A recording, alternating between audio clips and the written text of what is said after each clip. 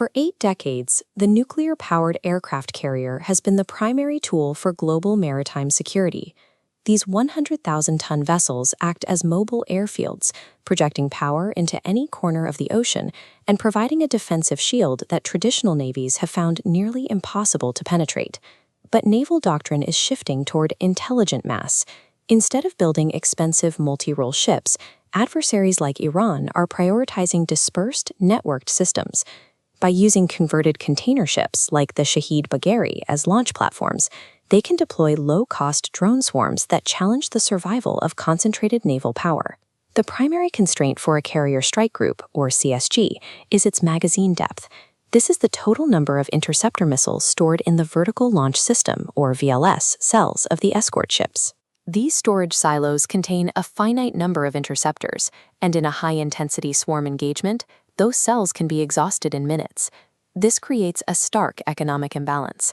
A single SM-6 interceptor costs approximately $4 million. The Shahid 136 attack drone it is designed to destroy costs as little as $20,000.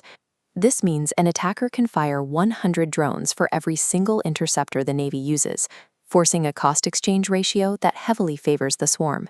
During the saturation phase of an attack, hundreds of low-cost aerial drones are launched to intentionally overwhelm the ship's radar and air defenses.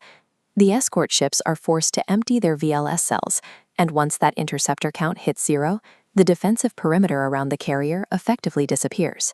While the carrier's air defenses are occupied with the swarm in the sky, the killing blow comes from below. Autonomous Underwater Vehicles, or UUVs, which are essentially unmanned submarines, approach the hull under the cover of the aerial distraction. Guided by autonomous terminal systems, they strike the ship below the waterline to cause internal flooding that can bypass the vessel's damage control. The margin of safety for maritime power projection has narrowed significantly. The shield provided by a $13 billion strike group can be dismantled not through superior engineering, but through the relentless arithmetic of saturation. The sinking of a U.S. carrier would result in the loss of thousands of sailors and the total destruction of a vessel considered sovereign territory. This isn't a localized defeat. It's an event that forces an immediate and massive military response. This triggers a crisis in the world's most critical energy choke point, the Strait of Hormuz. Because 20% of the global oil and gas supply transits this narrow waterway daily, any combat in this corridor places the world's energy security at risk. As soon as a carrier is hit, the maritime insurance market in London would likely withdraw all coverage for the Persian Gulf. Insurance is the hidden requirement of global trade. Without it, ship owners are legally and financially barred from entering international ports. This withdrawal of insurance halts energy traffic more effectively than a physical blockade.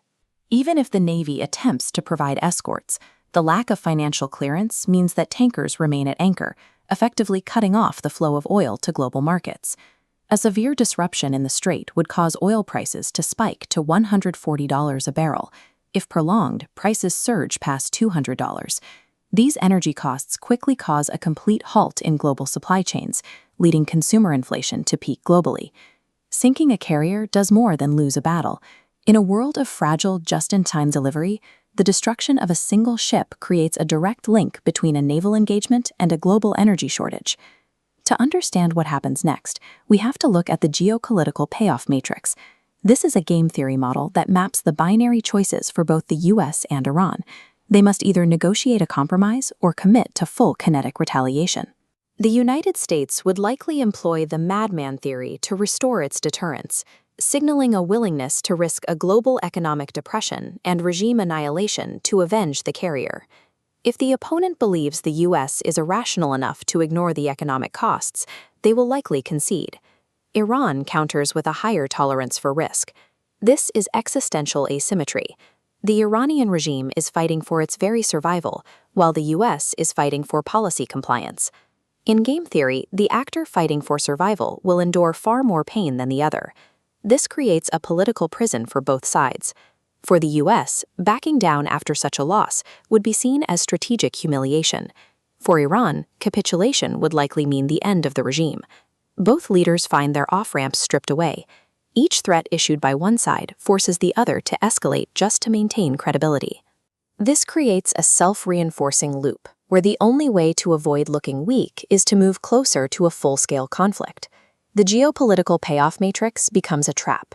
Both nations are forced into a death spiral where the rational instinct to protect their own interests demands highly irrational, destructive escalation. If the game reaches its endpoint, we land in the bottom right quadrant, full kinetic retaliation. The math here shows a mutual negative payoff, where both nations suffer catastrophic, irreversible losses. Even if the US achieves a military victory, it would be a Pyrrhic one. The result would be a broken global economy and a military fleet that has lost its primary instrument of power projection. The only mathematically rational equilibrium in this standoff is a shared step back from the brink. It would be a humiliating negotiated settlement for both parties, but it is the only path that avoids mutual ruin. That even with a ceasefire, the maritime landscape has changed forever. Drone swarms have removed the margin of safety the world once relied on, making maritime dominance a probabilistic outcome rather than a guarantee. The presence of mass-produced autonomous swarms has introduced a persistent risk to global trade. In this new maritime reality, the arithmetic of the swarm can bypass the defenses of even the world's most expensive warships, leaving the global economy vulnerable to the logic of the many over the few.